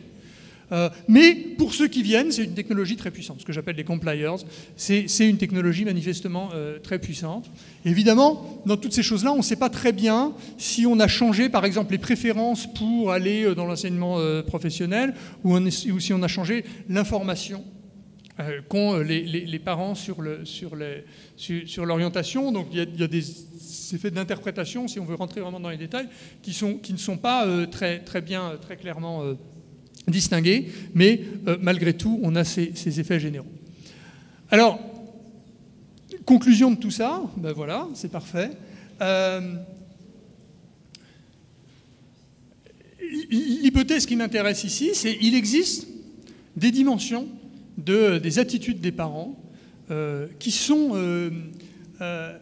qui à la fois sont décisives, en tout cas jouent un rôle peut-être très important. Ici, on a regardé certaines choses peut-être un peu marginales. Il y a certainement des attitudes encore plus décisives que celles-là. Et le point important est qu'ils sont accessibles aux parents, qui sont accessibles à tous les parents. Dans ce que je vous ai présenté, à la fin, on ne sait pas très bien pourquoi. Certains parents le font, certains parents ne le font pas, et je pense que ça reste quelque chose qu'il faut comprendre. Peut-être qu'ils ne savent pas que c'est important, peut-être qu'ils ont des coûts d'opportunité plus élevés. On ne sait pas très bien. Il y a beaucoup, je pense, de questions ouvertes assez intéressantes.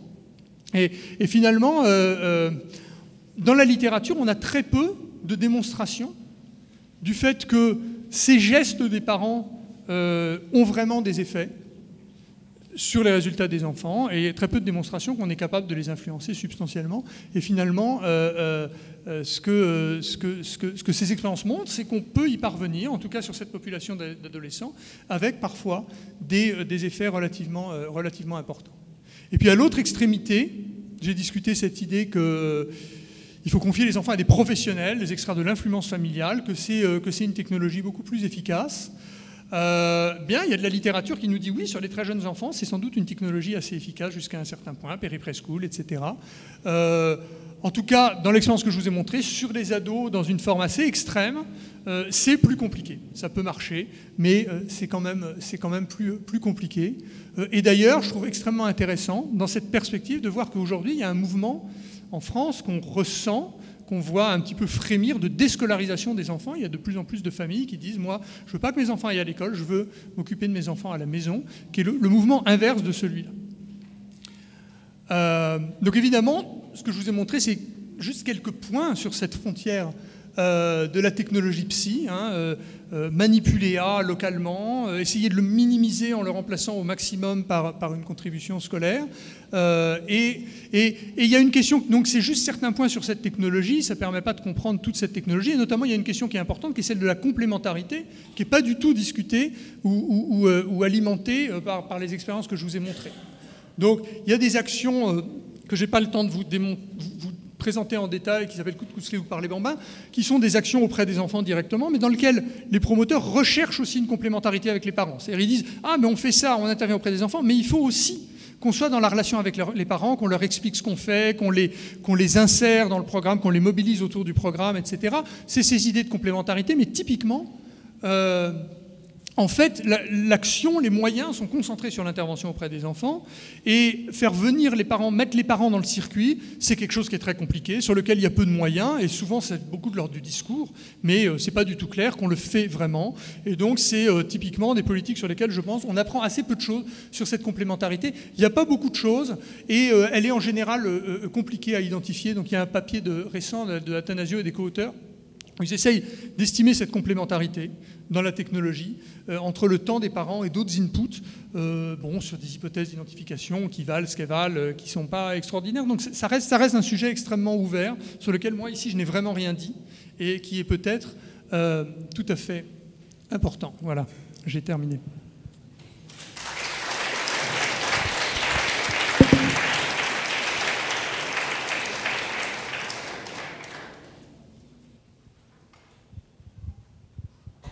Oui, donc merci beaucoup pour cette présentation vraiment absolument passionnante. Je voudrais juste faire 3 petites questions, remarques. Donc, première chose, justement, là, tu ouvres un petit peu la porte quand tu parles de complémentarité, mais je ne pensais pas vraiment à ça.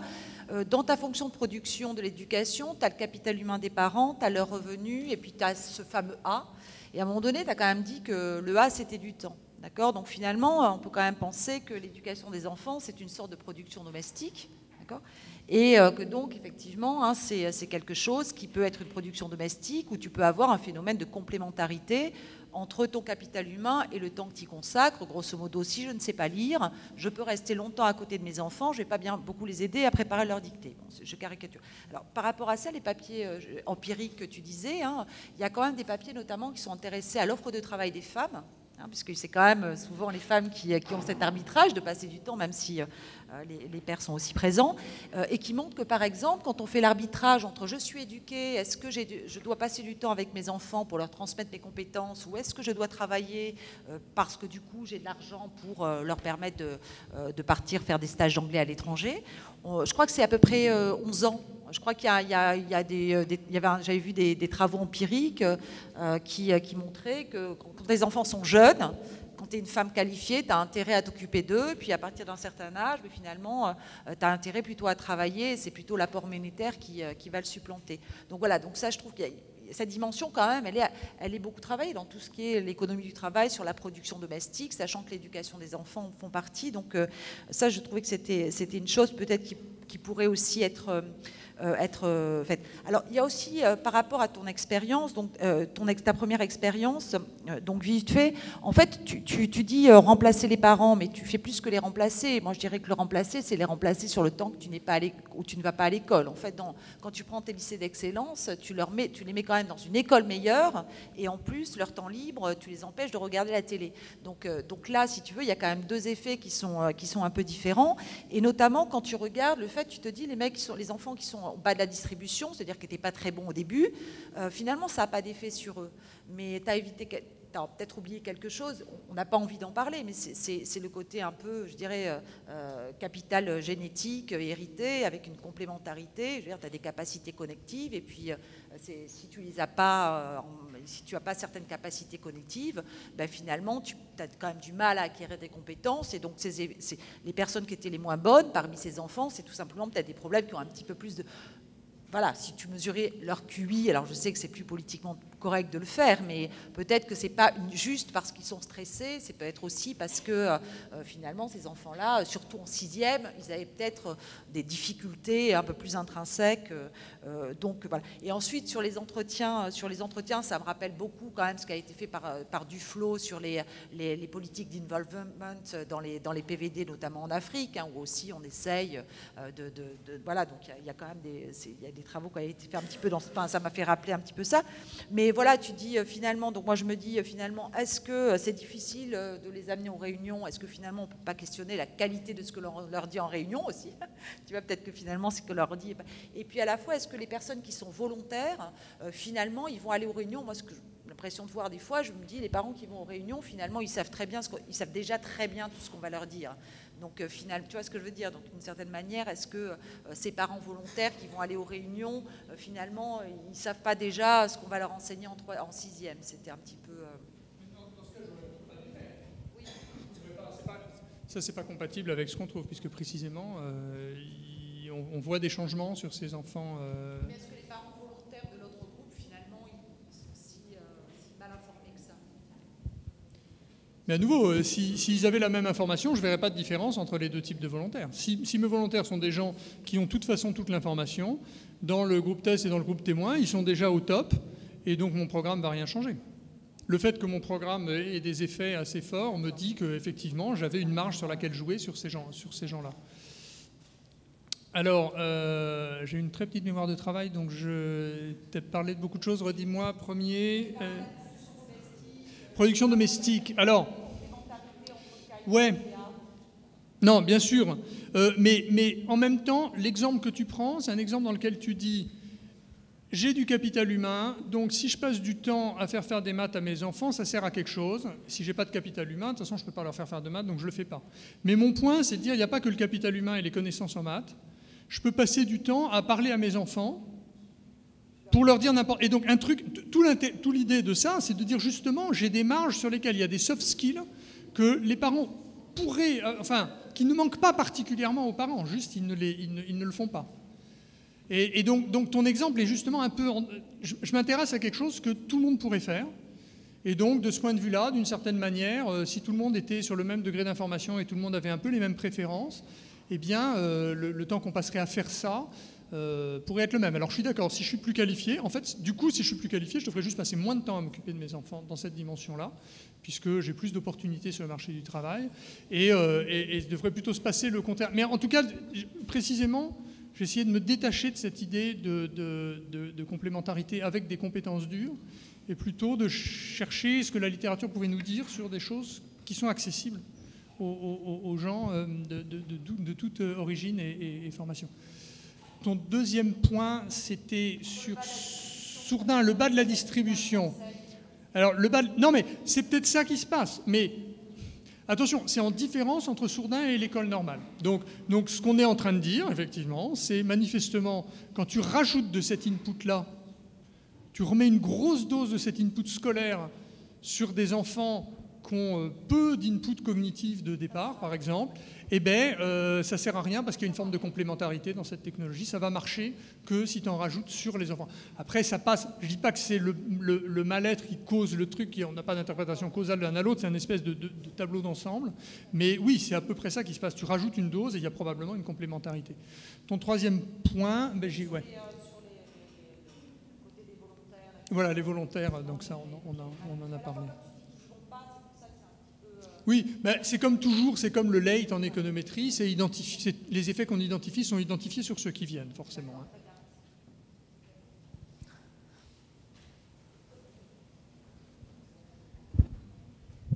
Merci beaucoup, je trouve ça passionnant. Je vais solliciter un tout petit peu la mémoire de travail avec 3 questions très brèves, le plus bref possible. Donc, tout d'abord, je trouve ça vraiment très intéressant parce que lorsqu'on a vu ces évaluations être menées dans le cadre du fonds d'expérimentation pour la jeunesse, on avait un peu l'impression de de travaux très épars sur lesquels on avait du mal à faire une synthèse et à alimenter de la théorie. Du coup, moi, je me demandais là, est-ce que c'est une remise en cohérence de différents travaux qui a été faite ex post ou est-ce qu'elle a été pensée dès l'ex ante première question. La deuxième question, c'est est-ce que vous aviez des stratégies pour éviter cet effet qu'on appelle un peu John Henry, ouais, c'est ça, sur le fait que, par exemple, les élèves qui n'étaient pas à Surdon, la deuxième fois qu'on vient les voir en fin d'année avec un test de maths, des gens qui connaissent pas, qui n'ont aucun intérêt, vont bâcler leur test de maths et que du coup le différentiel qu'on observe est plutôt une réaction du groupe de contrôle qui comprend qu'il est dans un test et qui n'a pas le même niveau de motivation par rapport au test, par rapport à ça. Et la dernière question, c'est comment est-ce que vous faites dans le cadre de Surdon pour différencier le fait d'être en internat et aussi le fait d'être simplement dans des classes avec moins d'élèves, avec des profs plus de moyens, des profs plus motivés, etc. quoi. Comment vous faites la part des choses? Merci. Programme de travail. Alors, oui, quand on fait de l'expérimentation sociale, où c'est compliqué de monter des projets, d'avoir des partenaires, d'avoir des financements, on est un peu opportuniste. Donc, on se lance sur un projet parce qu'il se présente, etc. Donc, forcément, c'est jamais quelque chose de... Et puis, c'est itératif. Enfin, c'est pas du calcul interne, optimisation intertemporelle en ayant toute l'information sur ce qui va arriver dans le futur. Donc forcément, c'est séquentiel. Et puis en même temps, on est quand même en tant que chercheur intéressé par des sujets, par des problématiques, des choses on connaît un peu, des choses on ne connaît pas. Donc malgré tout, on fait dans ce processus de search, on sélectionne les bons machins et donc il y a un peu... Donc il y a un peu de tout ça, évidemment. Quand j'ai fait cet exercice pour cette conférence, au fond, je me suis assis, je me suis dit, bon, voilà, j'ai fait ces trucs-là.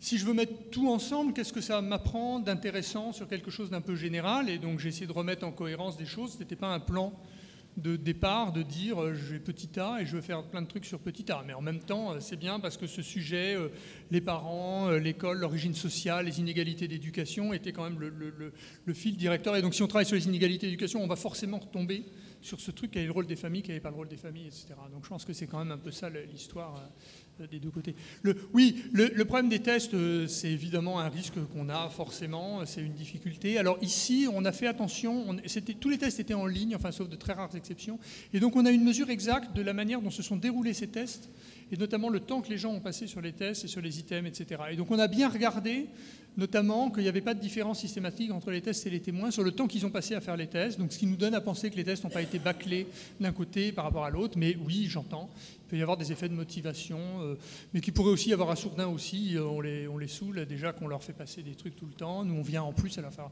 donc on ne sait pas bien dans quel côté ça va pencher, ouais, on est obligé de faire des paris là-dessus, hein. J'aurais jamais de réponse totalement ferme, mais on a quand même ces mesures qui nous rassurent un peu, qu'ont rassuré les référés en tout cas sur ce problème.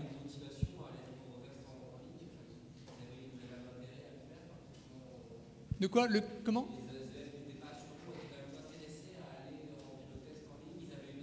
Non, la manière dont ça s'est passé, c'est que leur chef d'établissement qu'on avait eu au téléphone préalablement et qui avait reçu la lettre du recteur et le machin, a dit à l'élève, toi, tel jour, tu iras dans la salle faire un test pour les fous furieux qui veulent tout savoir. Et, voilà. Et puis le gamin, il a été faire le truc. Et on a tiré au sort des camarades. À une époque, on voulait faire un truc un peu aussi sur les interactions, mais ça n'a pas très bien marché, donc on l'utilise pas. On a tiré au sort aussi quelques camarades qui allaient avec lui, pour qu'il ne soit pas tout seul dans la salle de test, que d'une certaine manière, la condition soit aussi un peu comparable à ce qu'on faisait à Sourdin, même si elle ne l'est pas entièrement. La troisième question était aussi sur Sourdin. Ah oui, oui.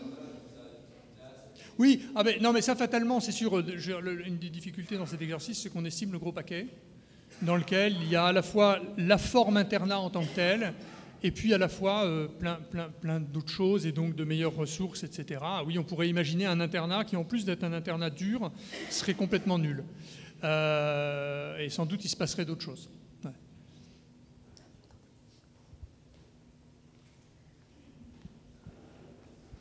Merci, moi j'ai trouvé aussi ça passionnant, enfin, c'était vraiment très très intéressant, donc merci. J'ai une petite remarque et une question. Ma remarque, c'est qu'il ne faut surtout pas associer au milieu de nulle part avec la Seine-et-Marne. Ça, c'est impossible. Enfin, voilà, première chose. Et puis, non, bon, c'était une blague, parce qu'on est plusieurs de Marne-la-Vallée, en fait, c'est pour ça. Ma question, c'est finalement, vous n'avez peut-être pas pu le faire, mais est-ce que vous avez varié le traitement dans ces réunions? Parce que finalement, peut-être que ce qui est important, c'est que les parents franchissent la porte de l'école, et peu importe ce qu'on leur raconte, enfin... Parce que du coup, après, quand ils rentrent le soir, après la réunion, et même le week-end d'après, etc., on parle de l'école à la maison. Non, on n'a pas fait ça. Donc tu vois qu'il y a les différents parents sont plus ou moins exposés parce que tu as ceux qui ont été à une réunion, à 2 réunions, à la première, à la deuxième ou 2, etc. Mais ça, c'est complètement endogène, donc je ne peux rien te dire sur l'effet de ça. Donc non, ça, on ne sait pas du tout. Il n'y a pas de dosage. C'est très risqué de faire des expérimentations où on met beaucoup de bras parce qu'on perd de la puissance à chaque fois qu'on rajoute un bras et à la fin, on risque surtout de trouver rien nulle part, ce qui est encore moins intéressant. Donc moi, je suis plutôt pour faire le pari d'avoir des choses assez tranchées, même si on n'apprend qu'une partie de la fonction, quoi. Mais, donc non, je ne peux rien te dire. Et c'est vrai qu'il y a peut-être juste un effet fixe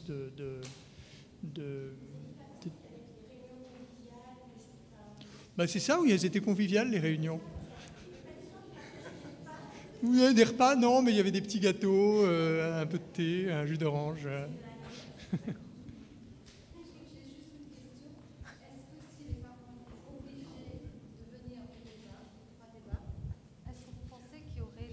Résultats.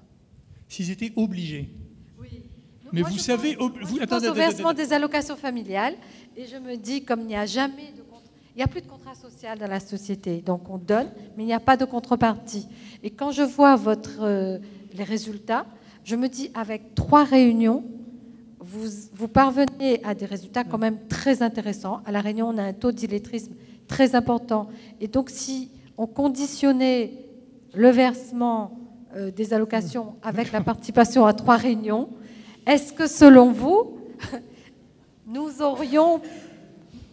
avons la probabilité d'avoir aussi des résultats? D'accord. Parce que j'allais vous répondre dans un premier temps au début de votre question, mais vous savez comment obliger les parents à venir à des réunions? Moi, je ne sais pas. Donc, apparemment, vous avez des idées.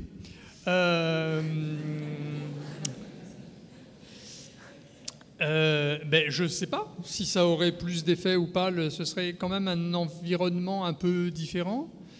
C'est pas la même chose que des gens aillent quelque part où ils ont envie d'aller ou aillent quelque part où ils sont forcés d'aller. Ils n'ont sans doute pas la même... Donc j'en sais rien. Il faudrait peut-être... Si les comités d'éthique y consentent, il faudrait peut-être faire l'expérience. Mais je peux difficilement le prédire parce qu'il y a des paramètres nouveaux là si on fait ça comme ça. Comment ? On pourrait payer les parents pour venir aux réunions, etc. Mais... Non, mais... Oui. Oui, non, mais sur la base de ce qu'on a fait, je ne peux pas savoir. Ce serait probablement des conditions différentes. Et l'autre chose, encore une fois, c'est cette idée de late, qui est une notion de statistique. Ce qu'on estime ici, c'est l'effet sur les parents qui viennent, sur les parents volontaires, nécessairement. Hein. Et donc, je ne peux pas, en toute rigueur, je ne peux pas prétendre savoir quelque chose sur les parents qui ne sont pas venus s'ils venaient. Donc, à la marge, si ça se trouve, les parents qui ne sont pas venus, imaginons par exemple, si on faisait de l'économie néoclassique où on pense que les gens sont rationnels, on dirait les parents qui ne sont pas venus, c'est ceux qui savaient que ça ne servait à rien de venir, qu'ils n'apprendraient rien, etc. Et donc, l'effet sur eux serait nul. Bon, c'est une hypothèse, mais il peut y en avoir plein d'autres. Au contraire, ceux qui ne sont pas venus, c'est ceux qui en auraient eu le plus besoin. L'effet aurait été encore plus fort sur eux. On ne sait pas très bien. Donc, en ayant une posture très empirique, j'ai envie de ne pas me prononcer là-dessus. Donc, voilà, pour différentes raisons, je ne saurais pas vraiment dire ce que ça donnerait d'avoir un design qui serait très, très différent dans sa conception. Oui, Marc, tout d'abord, bravo, parce que je suis toujours admiratif depuis quelques années de ce programme de recherche que vous avez... En économie, en tout cas, vous avez mené à bien et importé, parce que bon, d'autres disciplines aussi, enfin, les sciences de l'éducation, les sociologues, les psychologues font des choses dans ce domaine depuis un certain temps, et vos résultats rejoignent parfois je voudrais en parler, les résultats d'autres disciplines. Alors, une remarque au départ sur le Péri-Preschool Programme, parce que tu sais qu'il est il est dans le débat, il est au cœur de beaucoup de travaux, et en particulier des travaux d'Ekman. C'est le seul des programmes pour lequel nous avons aujourd'hui, Ekman le pense et croit le prouver, enfin je pense qu'il le prouve, des effets de long terme assez significatifs.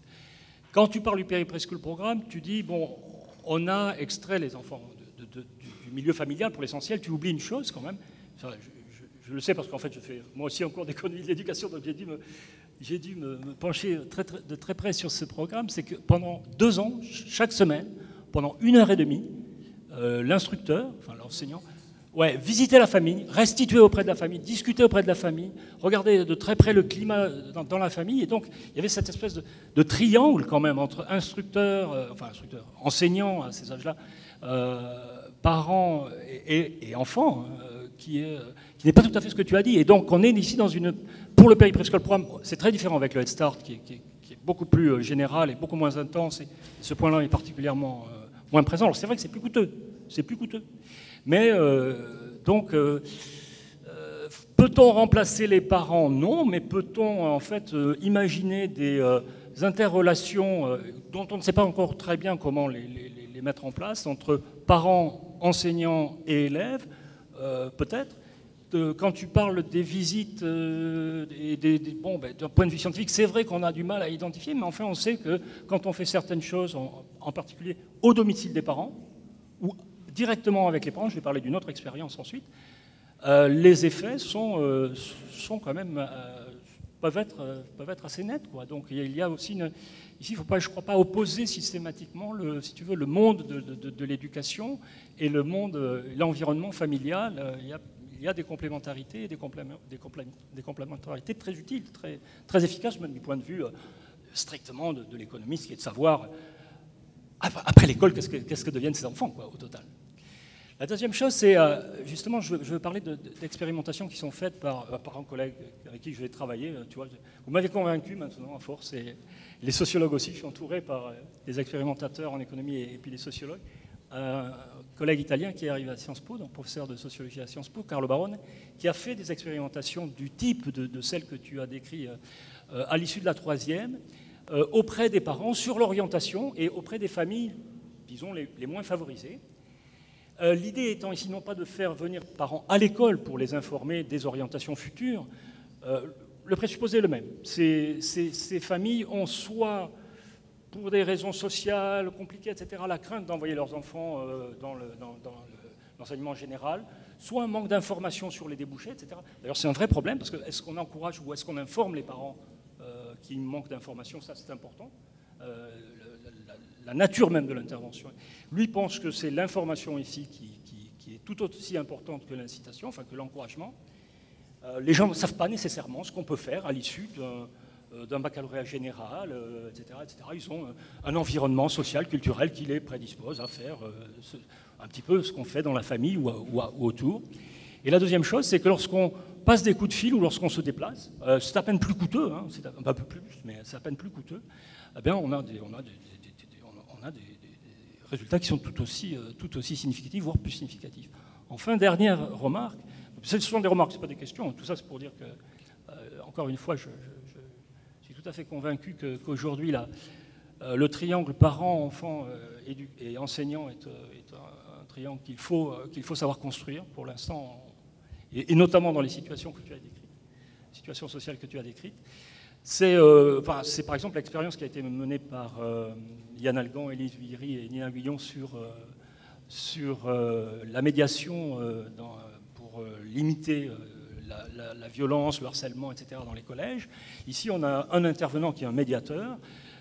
Donc, la famille ici est pas tenue à distance, bien sûr. Comme disait, je ne sais plus qui, évidemment, tous les soirs, les enfants rentrent chez eux, parlent de ce qui se passe dans le collège, on le sait, etc. Et cette médiation semble avoir eu des effets sur un objet, enfin sur un fait qui est tout aussi important et qui est souvent passé sous silence de manière assez prudente et peu courageuse par l'éducation nationale, qui est effectivement la violence scolaire, le climat scolaire, etc., etc. Donc il y a encore aussi des marges de manœuvre qui ne sont pas, qui relèvent, je dirais, de l'intervention publique. Certes, il faut faire des choses auprès des familles, mais l'intervention publique, dans nombre de domaines, est encore, je pense, il y a encore de la place pour elle.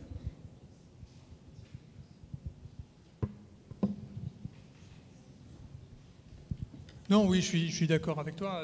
Mais le bottom line, c'est oui, il y a du home visit dans Perry Preschool, hein, tout à fait. Mais pour autant, on ne sait pas bien distinguer la contribution de chacun, voilà, nécessairement. Et donc c'est ma conclusion. Moi, j'ai raconté des choses sur un certain partie de cette fonction de production. Il y a le sujet de la complémentarité, qui, à mes yeux, est un sujet quand même relativement ouvert. Perry Preschool, ça ne me dit pas grand-chose sur la complémentarité. Si je savais distinguer, ça m'apprendrait quelque chose sur la complémentarité. Et comme je ne sais pas distinguer, voilà. Et donc ça, c'est vraiment un chantier sur lequel, alors je regarderai les papiers de ton collègue sociologue s'ils ont à voir avec ça, voilà, que je ne connais pas. Je ne connais pas toute la littérature dans tous les domaines. Mais j'avais plutôt l'impression que sur cette complémentarité, en fait, on ne sait pas énormément de choses et que c'est un sujet. Ouais.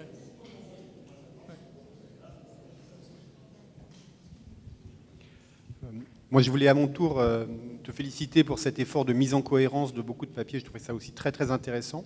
Alors, le fil directeur, c'est la question du déficit de participation des parents à l'école. Et je m'interroge plus au fond, en fait. D'abord, est-ce qu'on sait dire s'il y a une spécificité française dans ce domaine-là? Et d'autre part, est-ce qu'on saurait l'expliquer? Est-ce que ça vient uniquement des parents, et si oui, pourquoi? Ou est-ce qu'il y a aussi peut-être une responsabilité institutionnelle du fonctionnement de l'éducation nationale, où l'école, bien souvent, ne facilite pas nécessairement, disons, la participation même des parents dans l'institution? Donc, est-ce qu'on sait expliquer, si déficit il y a, est-ce qu'on sait en expliquer les causes? Et peut-être ça peut donner des pistes pour intervenir sur ces causes, quoi. Non, c'est très juste ce que tu dis. Donc en comparaison internationale, en fait, quand on a fait ce papier dont le sujet au début c'était involvement des parents dans l'école, en fait tu as plein de littérature internationale et notamment anglo-saxonne là-dessus, qui donne le tableau que j'ai montré au début de mesurer la participation des parents aux activités de l'école, etc. Et donc c'est un sujet qui a l'air d'être, enfin pas forcément universel, mais dans le monde anglo-saxon, en tout cas extrêmement présent. On voit ces gradients sociaux, on voit ces problèmes de participation, et il y a plein d'expériences pour essayer d'impliquer les parents dans l'école, etc., qui ne sont pas bien évalués, mais qui existent. Donc ça a l'air d'être une question relativement générale.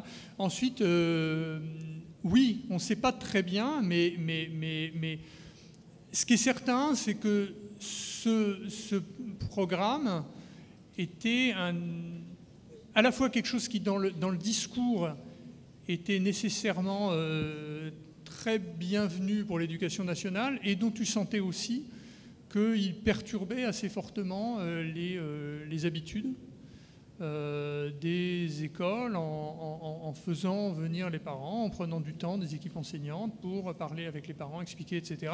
Et tu t'en sentais que tu introduisais un peu un choc culturel là-dedans. Donc tu as raison, il y a probablement aussi un aspect institutionnel enfin il y a une offre et une demande, quoi. Et au fond, on a essayé de jouer un peu sur les deux d'une certaine manière, en fait. Tu as raison de dire qu'on n'a pas juste traité les parents, on a aussi traité l'école, en vérité. Ça, c'est très très juste, ouais. Je suis d'accord.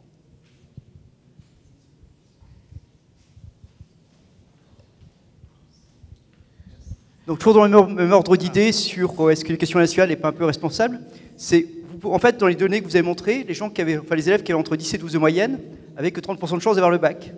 Donc vous convoquez les parents et vous leur expliquez qu'il ne faut pas les envoyer au lycée en disant en fait ces parents sont très mal informés, mais c'est quand même un peu logique. J'ai un enfant qui a 11,5 de moyenne et en fait je devrais m'inquiéter, mais peut-être que si je ne suis pas très au courant et 11,5 de moyenne, je pense que tout va bien, quoi.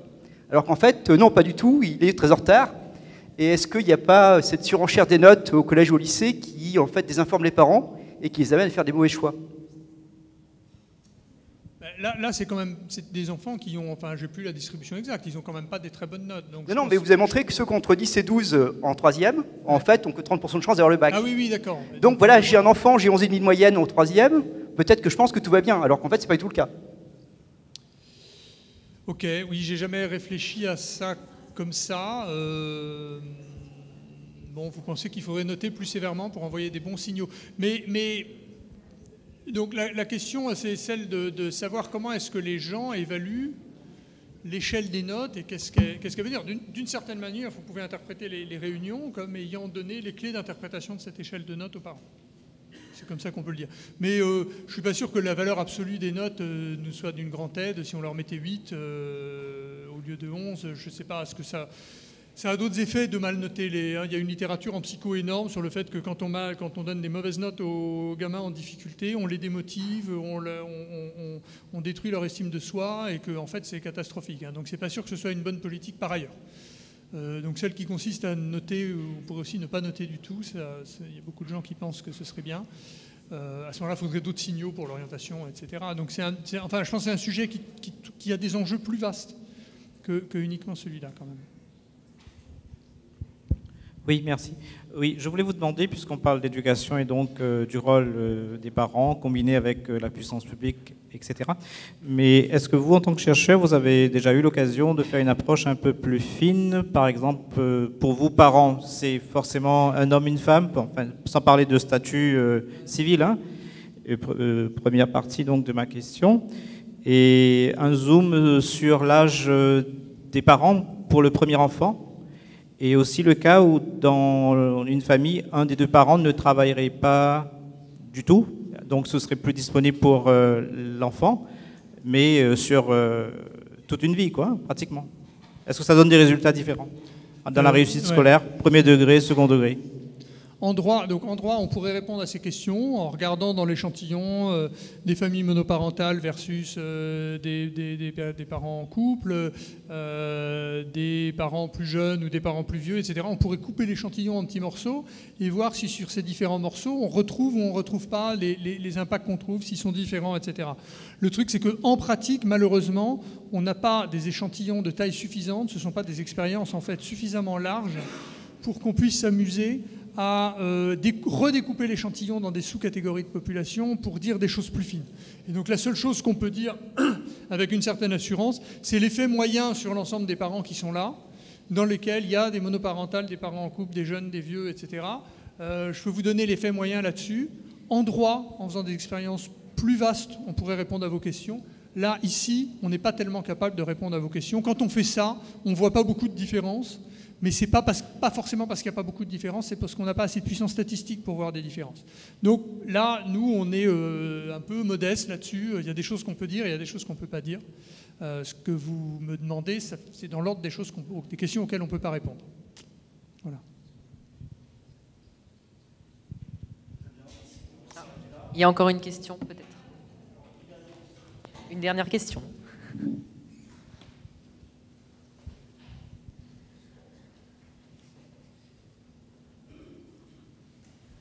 Bonjour, Sylvie Tumoine, direction de la jeunesse, des sports et de la cohésion sociale de La Réunion. Je suis assez perplexe en fait par votre intervention, alors tout à fait intéressée, mais quand même perplexe parce que des expérimentations sur les problématiques éducatives, il y en a eu des centaines, enfin, et je pense que c'est au bas mot quand je dis des centaines. Je ne fais pas bien la relation en particulier avec l'expérimentation qui avait été soutenue par le Fonds d'expérimentation pour la jeunesse et la DGESCO, bien sûr, à l'époque, qui s'appelait la mallette des parents, qui a été généralisée. Ah, c'est ça, bah voilà, d'autant plus alors. Je suis d'autant plus perplexe. Et donc, je me demandais à quel moment toutes ces expérimentations multiples et variées prennent corps, sont capitalisées, partagent et se transforment en politique publique qui fasse réellement levier. Hein, donc, c'est un petit peu ça le sujet. Donc, c'est tout à fait intéressant, mais voilà. Hein, comment on transforme cette connaissance, cette matière, comment on la capitalise et comment on en fait réellement un levier de politique publique? J'ai donc il y a deux réponses. La première, c'est que toutes les expérimentations de politique auprès des parents, etc., ne sont pas toutes des expérimentations qui sont menées de manière à ce qu'on puisse en évaluer les effets. Hein, et ici, si je peux vous dire des choses précises sur les effets, c'est parce qu'on a randomisé des cohortes et qu'on a des groupes témoins et des groupes de contrôle qui sont comparables. La plupart des expérimentations qui sont menées ne sont pas faites comme ça. Et donc, c'est très compliqué de dire des choses claires sur l'impact de ces dispositifs. Donc ça, c'est le premier point. Donc je suis d'accord avec vous. Il y a des centaines d'expérimentations dans ce domaine et dans les politiques éducatives, etc., qui sont faites, mais sans avoir cette question d'évaluation en perspective et donc sans se donner les moyens d'organiser ces expérimentations de manière à pouvoir en évaluer de façon très très claire les impacts. Et donc à la fin, il n'y a pas beaucoup. Il y en a, enfin... Denis disait qu'il y en avait aussi dans d'autres disciplines quand même un certain nombre, mais par rapport à tout ce qu'on fait, randomisé. Par rapport à tout ce qu'on fait, il y a finalement assez peu d'expériences qui se prêtent à cet exercice-là. Et la deuxième question, je vous invite à vous tourner vers votre direction, et parce que mon expérience, c'est que la direction de la jeunesse a eu extrêmement de mal à prendre en main les expérimentations qui ont été menées par le fonds d'expérimentation, à les capitaliser et à diffuser les conclusions de ces résultats. Donc en fait, ils sont en train de le faire petit à petit. Ça a été extrêmement tardif, je pense, en raison d'une frilosité politique de la part de la direction, d'assumer des conclusions d'expérimentation sur éventuellement des sujets qui n'appartenaient pas en propre à la direction, mais qui relevaient l'éducation nationale, des politiques d'emploi, etc. Et donc il y avait un problème de périmètre ministériel qui faisait qu'on avait une direction qui hésitait un petit peu à se positionner sur des sujets qui appartenaient un peu aux autres. Et donc je partage votre constat que peu a été fait pour capitaliser à partir des expérimentations, et je le regrette. D'un autre côté, je pense que c'est quand même petit à petit, finalement, sorti de la première... du premier coup de feu, c'est quelque chose qui en fait est en train de se faire progressivement, il me semble, par les équipes aujourd'hui les équipes de l'INJEP, puisque la structure a un peu changé.